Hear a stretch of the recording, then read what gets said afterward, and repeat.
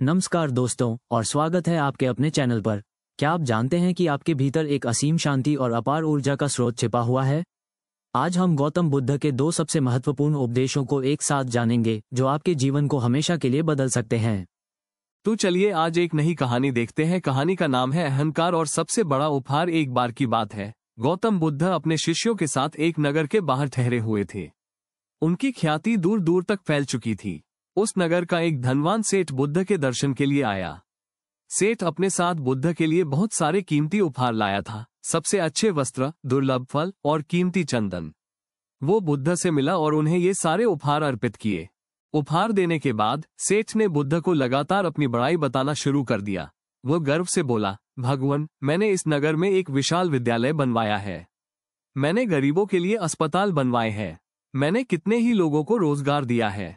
और हाँ, आप जिस उत्तम आसन पर बैठे हैं वह भी मेरे ही द्वारा भेंट किया गया है। मैं अपनी संपत्ति का उपयोग धर्म और समाज की भलाई में करता हूँ। बुद्ध ने सेठ की सारी बातें शांत भाव से सुनी। सेठ अपनी प्रशंसा खत्म कर बुद्ध का प्रश्न जैसे ही सेठ मुड़ा, बुद्ध ने अपनी शांत आवाज में कहा, रुको, तुम जो कुछ भी मेरे लिए लाए थे वो सब यहीं छोड़कर जाओ। सेठ चकित रह गया।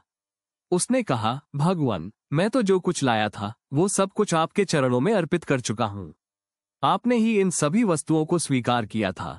बुद्ध ने गंभीर होकर कहा, तुमने ये सारी भौतिक चीजें तो दे दी, लेकिन एक सबसे बड़ी और भारी चीज है जिसे तुम अब भी अपने साथ लिए जा रहे हो।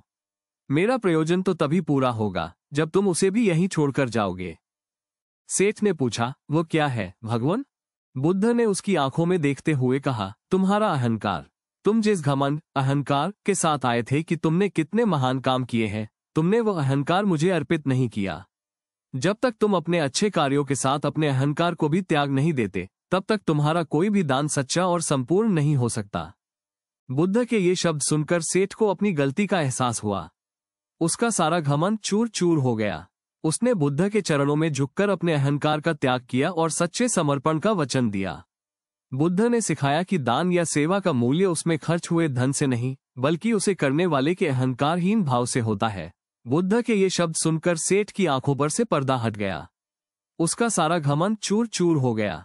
उसने बुद्ध के चरणों में झुककर अपने अहंकार का त्याग किया और सच्चे समर्पण का वचन दिया।